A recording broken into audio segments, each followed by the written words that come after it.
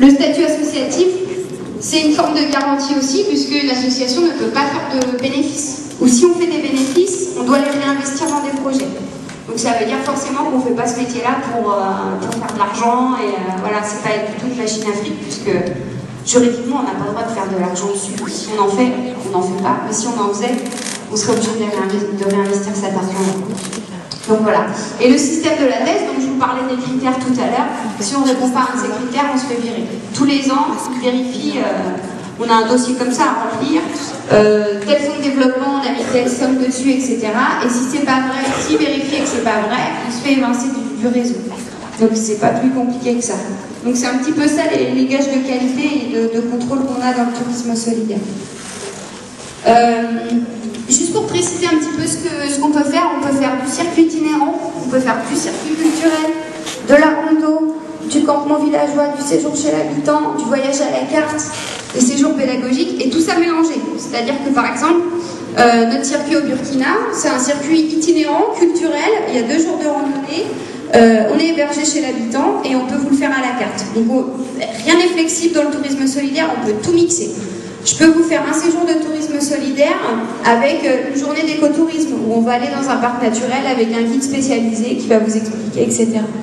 Donc il faut vraiment retenir ça, c'est que rien n'est figé et tout peut être mêlé et mixé ensemble.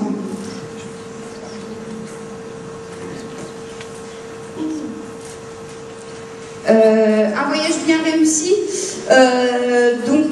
voilà, l'information de la sensibilisation du voyageur, je vous en ai parlé tout à l'heure.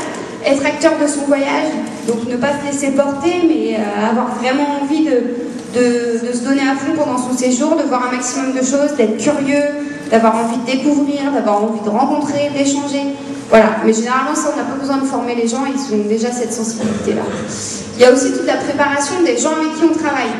Ça c'est très important aussi. Préparation au niveau sanitaire. Bien leur expliquer que nous on ne peut pas boire l'eau du puits par exemple, donc éviter de laver les légumes avec, ce genre de petits détails qui peut facilement gâcher un voyage. Donc voilà, préparer les gens et préparer les autres aussi à l'attitude qu'on peut avoir nous pendant le voyage sans s'en rendre compte. On est quand même, il y a un choc culturel important. Quand on débarque en Afrique, on reste quand même des petits occidentaux, on est habitué à avoir notre douche bien chaude le matin, des petites choses comme ça. On a beau être préparé, on a beau se dire oui je sais en Afrique ça va pas se passer comme ça, on peut avoir sans le vouloir des comportements choquants envers ces gens-là, envers les gens qui nous accueillent. Donc c'est très important de les former aussi. Et puis généralement quand les voyageurs arrivent, ils se font un petit plaisir de les taquiner en leur disant ah, tu vas voir, tu vas te laver au seau, ou voilà, ça se passe aussi dans l'échange entre les cultures. Des excursions et des visites pertinentes, par exemple, nous sur le circuit au Burkina, on fait les visites en mobilette, parce que la mobilette, c'est le moyen de transport par excellence au Burkina Faso, donc on s'est dit que c'était un peu bête de ne pas l'utiliser. Donc je vous rassure, on ne fait pas 40 km en mob, mais les 3 km pour rayonner, pour aller visiter les villages ou autres, on le fait en mobilette. Tout de suite, quand les villageois nous voient débarquer en mobilette, plutôt qu'en gros 4x4 climatisé, je vous dis. Enfin voilà, ils sont morts de rire et l'échange, il n'y a même pas besoin de le forcer. Ils sont tellement éclatés que voilà, la rencontre elle se fait comme ça et ça les valorise aussi beaucoup. La flexibilité pendant le voyage, donc nous on va pas vous dire 13h59 vous descendez du bus, 13h03 vous prenez votre photo, 13h05 vous remontez dans le bus, c'est pas l'idée. Si on voit que nos voyageurs ils sont bien sur un endroit, qu'ils discutent, qu'ils n'ont pas trop envie de se bouger, on va demander, c'est des petits groupes donc c'est pratique, on va demander, bon est-ce que vous voulez rester là ou est-ce qu'on peut décaler la visite d'après, c'est comme vous voulez, voilà, on s'adapte toujours. Très flexible, pas d'horaire, tranquille. Et l'échange après le voyage, donc ça permet de se retrouver, d'échanger ses photos, de discuter de son voyage, etc. Voilà, donc j'espère que ça vous a un petit peu éclairé sur ce que peut être du tourisme solidaire. Je ne sais pas si vous avez des questions sur l'asso, sur peut-être mon parcours professionnel. Des fois, ça peut intéresser des étudiants, sur les voyages, les destinations, sur ce que vous voulez, quoi. Vous n'hésitez pas.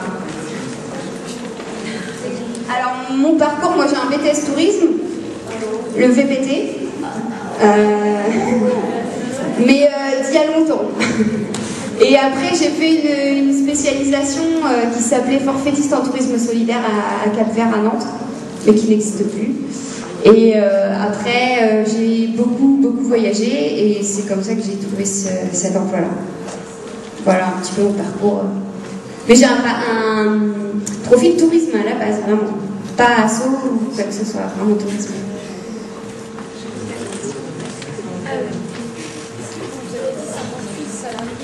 À plein temps. Ouais. C'est pour toutes les associations ou pour seulement. Non, 58 c'était pour les 23 associations qui font partie du réseau. Et puis aussi pour le réseau lui-même en fait. Hein. Il y a 3 salariés dans le réseau qui gèrent la TES en fait. Hein. Même plus maintenant. Donc les 58 c'est réparti sur 4 structures. Il y en a en moyenne une ou deux qui sont en contrat aidé à 90% presque.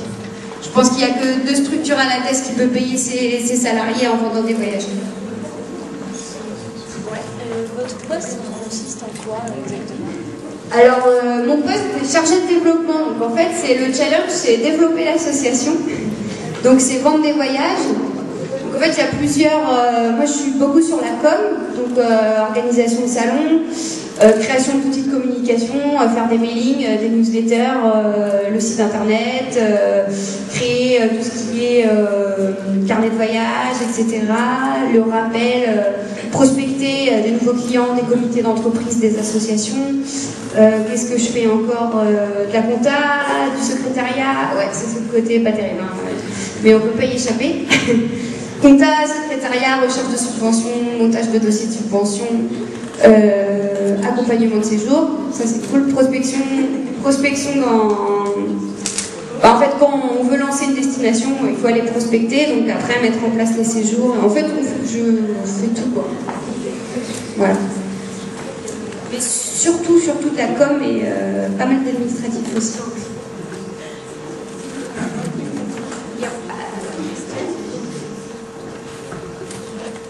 N'hésitez pas. Hein.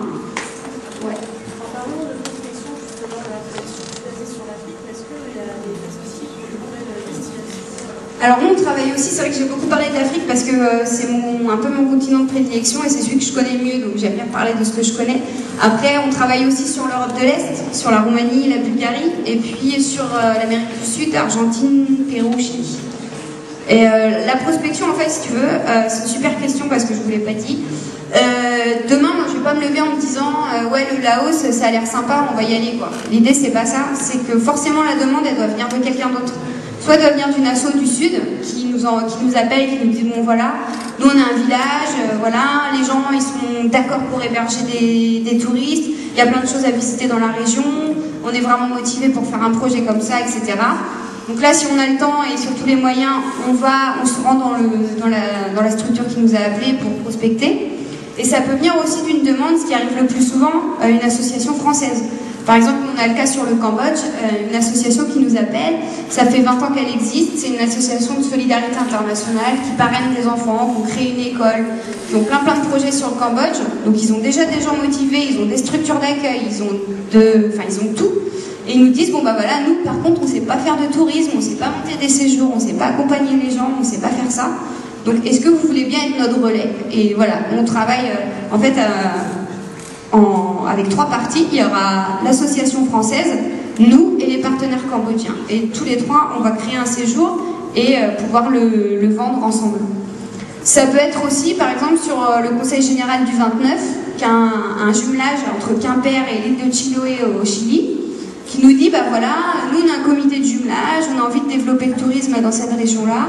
Est-ce que vous voulez bien réaliser une mission d'expertise? Donc dans ce cas-là, on se rend sur place, on répertorie tout ce qu'on pourrait faire, tout ce qu'il y a à faire, les gens qui sont motivés pour accueillir des gens, pour proposer des activités, etc.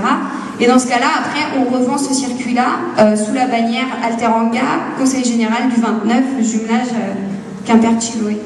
Voilà, donc c'est pas moi demain qui vais décider où le vent va me mener, c'est vraiment des demandes qui viennent du sud ou de France ou d'ailleurs. Et après, bon, faut choisir parce qu'on a plein de demandes, donc après, il faut savoir si les structures qui font appel à nous sont vraiment sérieuses ou pas. C'est ça le plus difficile en fait.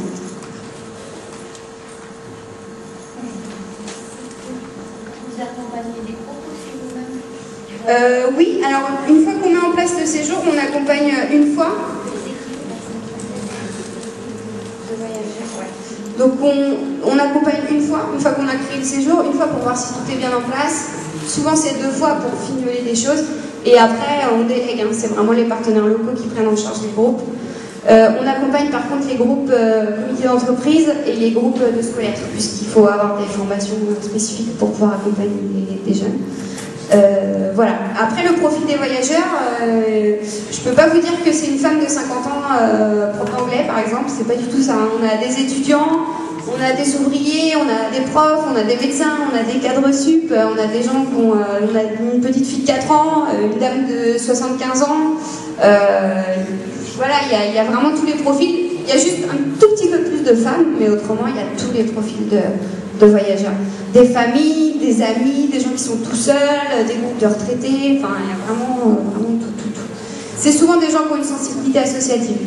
Donc, ils sont syndicalistes ou des gens engagés dans des associations sportives ou autre chose, mais qui ont un peu la fibre associative.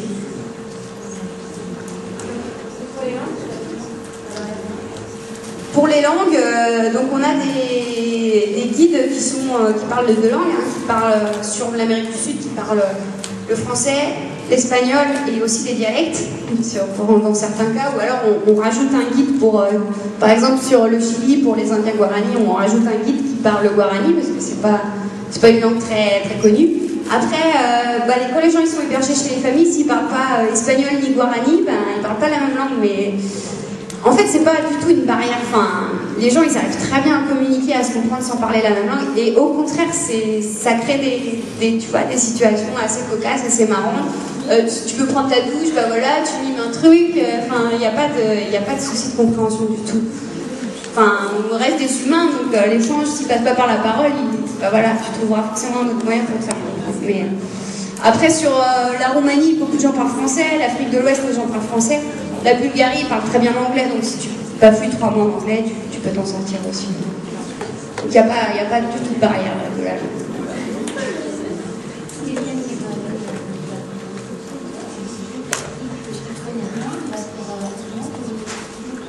Alors si quelqu'un qui connaît rien, il tape tourisme solidaire sur Google et il va tomber sur le site de la TES en fait. Et là après, ce qui se passe souvent, c'est que les gens appellent la TES. Ils vont parler de leur projet de voyage et la TES, ils vont... alors par exemple, si vous voulez un voyage assez cool, etc., dans telle région du monde, ils vont vous dire, on va appeler Alteranga, appeler Libertalia, après, ils vont cibler les profils des gens et ensuite aiguiller la personne en fonction de son profil et de ses idées. Mais c'est vrai qu'on souffre un petit peu d'un manque de visibilité sur notre secteur, malheureusement. On capte les gens grâce au site internet essentiellement, grâce à la TES et à nos sites internet.